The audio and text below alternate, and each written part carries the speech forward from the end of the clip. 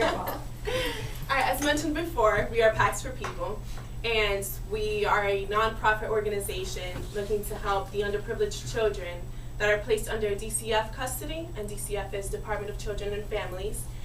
Specifically, we're focusing in the children of Lowell, in the community of Lowell. And in the year of 2012, there were 7,302 children placed under DCF custody.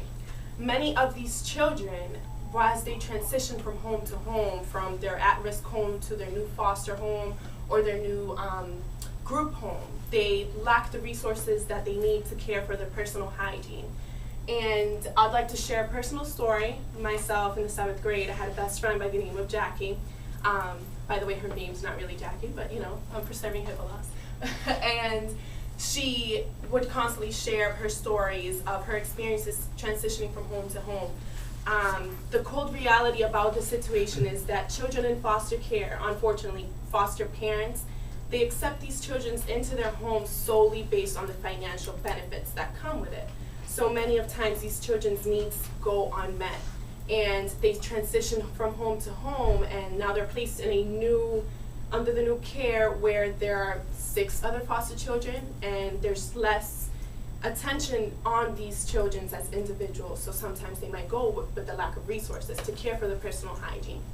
And there are other children, such as Ashley, where she was actually removed from the custody of her mother at the age of 3. Her mother had 3 children at the age of 20. She was placed in a new home where there were 16 other children. It was a group home, and they shared 2 bedrooms.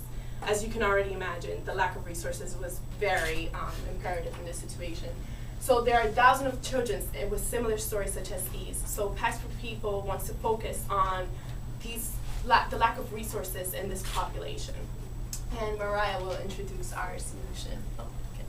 So our main focus from Packs for People is to provide these children with the essential needs, like a toothbrush, toothpaste, a comb, some soap, some new socks, and maybe something fun to play with, because those are really the small things that we take for granted, but we probably couldn't live our lives without. This is our prototype. It's just a small backpack. It has a coloring book for a younger age group. If it was an older child, they could have something more like a crossword or a word search. Some new socks, some deodorant, soap, and then there's a toothbrush, toothpaste, and a comb. I always forget the comb. So basically, our idea is to start in the greater Lowell area, and to provide these packs to local offices like local emergency rooms, because a lot of the times before DCF takes them, they get medically cleared through the emergency room. Also to place them in DCF offices. And so we would like to start off with sending 30 packs to Lowell General, Saints Memorial, and there is a DCF office in Lowell. So we'd like to start off with placing 30 packs in each of these facilities monthly, and they can hand them out as they see fit to these children. And Anand will explain our business demographics. About the funds that we need, we would basically be using them for pamphlets, which initially we're going to get like about 500 pamphlets, and they're going to cost us about $150. And it's also going to go towards the website, which is based on initial estimates, it's about $2,500 to $5,000, and that might increase over time based on the security of the donations that are being made, and people being more concerned about the credibility of the website itself, and the protection software for the encryptions and overall for payments. Then there's the storage area and workspace.